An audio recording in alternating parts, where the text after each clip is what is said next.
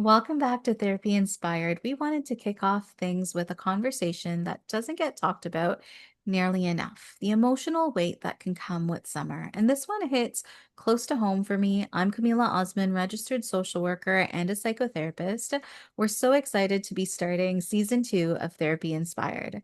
Summer doesn't always feel light and joyful. For many of us, myself included, this season can bring real discomfort physically and emotionally, whether it's dealing with chronic health issues, pain flares, or just feeling out of sync with the season's energy. It's not always easy, and that deserves space too. Yes, and thank you for naming this, Camilla. This is often an assumption that winter is this time of fun, rest, joy, freedom, and all this happy stuff. But what we've seen in our lives and in the therapy room is that summer actually can stir up a lot of stress, loneliness, and even sadness. I'm Darby Crosby. I'm a registered psychotherapist and I'm the registry for marriage and family therapy. I'm the owner of Crosby Counseling and Wellness, and I offer virtual therapy to individuals, couples throughout Ontario. I also want to mention that it's important for us to sort of say up front that we're not referring to any one particular client, but we're sort of talking about over the years things that we have noticed, patterns that we have noticed. For some individuals, summer really disrupts their sense of balance. People who thrive on structure can feel unanchored when school ends, routines shift, work slows down. There are a lot of things that change. Content shared on Therapy Inspired is for information and educational purposes only. Listening or engaging in the content doesn't establish a therapist client relationship. While we draw on our experience as psychotherapists, we don't reference specific clients or confidential cases. Some topics may be emotionally activating. If you find yourself feeling overwhelmed, we encourage you to pause, take care of yourself, or reach out to a mental health professional in your area. Your well being matters. We don't always talk about how overstimulating summer can be. Bright sunlight, heat waves, more noise, crowded spaces. It can really activate the nervous system. And that constant activation can leave people feeling edgy, restless, and exhausted. Yes, that overstimulation is something that we see in our clients as well.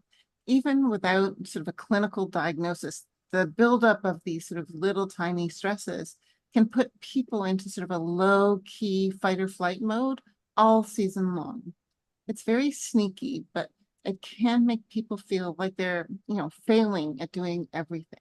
But really what they are is just overwhelmed. And when that overwhelm is compounded with someone who has chronic pain, migraines, or conditions that worsen with heat. Again, not naming anyone in particular, but many people we support live with pain that gets worse in the summer, and that kind of physical discomfort can absolutely affect your mental and emotional state. Becomes like a feedback loop, right? I mean, you're uncomfortable, which makes you feel more anxious, which can heighten your pain and perception. And then suddenly you're not just physically uncomfortable, but you're mentally and emotionally drained as well.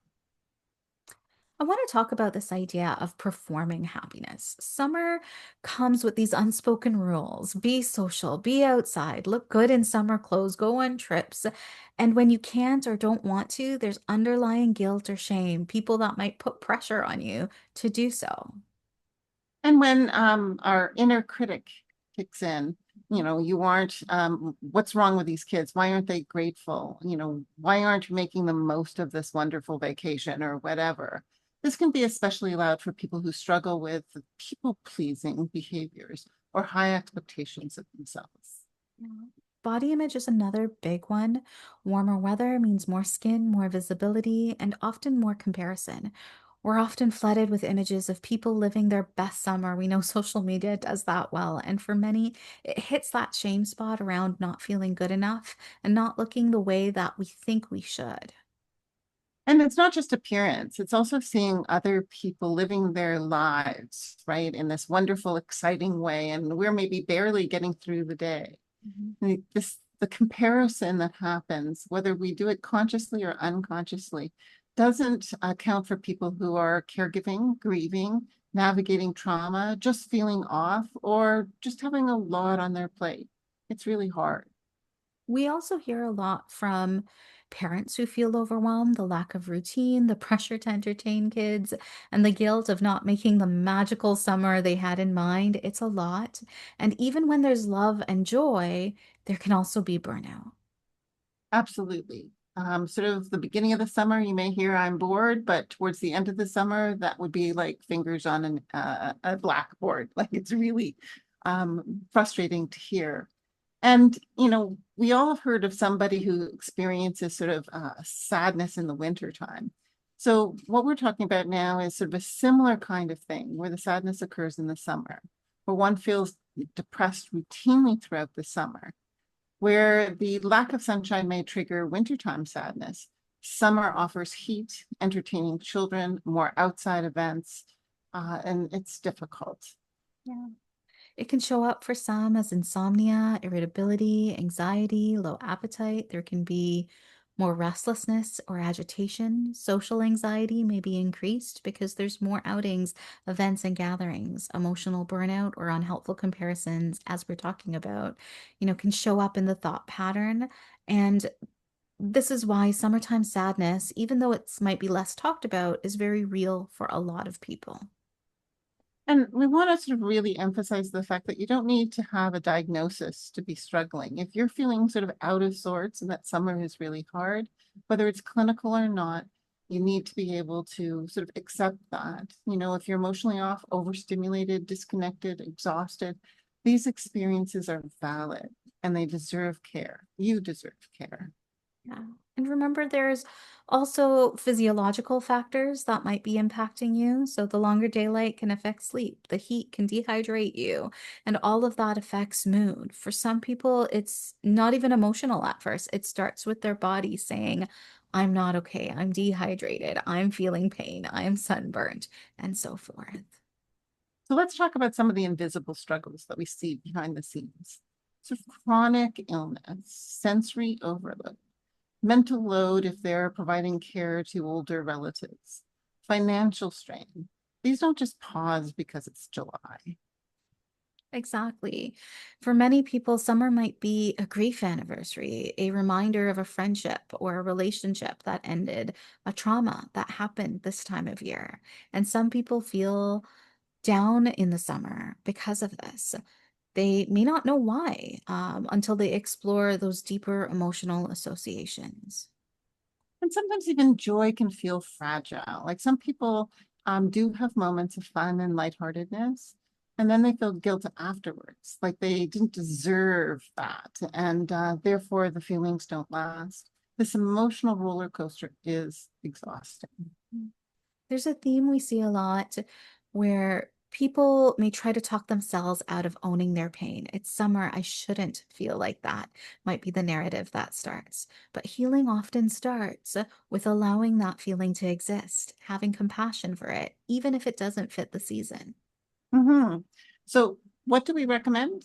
And one of the biggest things is creating a routine, excuse me, can't speak today, routine that works for you.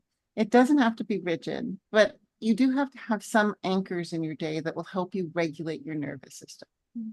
Yes, even simple things, a consistent wake up time, regular hydration, eating at intervals, just making sure you're sticking to some of that routine, a quiet moment in the morning. These things can go a long way. And setting boundaries and limits. You really don't have to say yes to every single event that goes on. You don't have to go to every single barbecue or every beach day.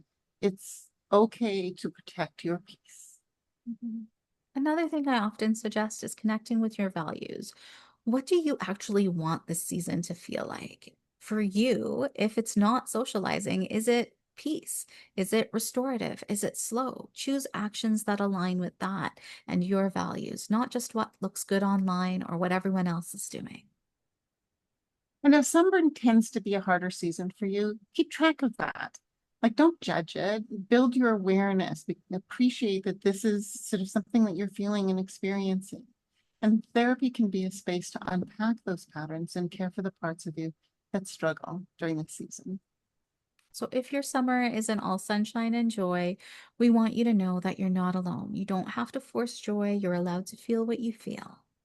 And we hope that this episode has given you permission to take a breath, to soften the pressure, to honor your experience. And if someone you know needs the same permission, please send them this podcast. We're grateful you're here with us for season 2. We have lots of meaningful conversations coming. We can't wait to share with you. So take care of yourself, be kind to yourself, and we'll see you next time on Therapy Inspired. And join us in a couple of weeks when we discuss chaos, crisis, and constant overwhelm when life feels like a little bit too much.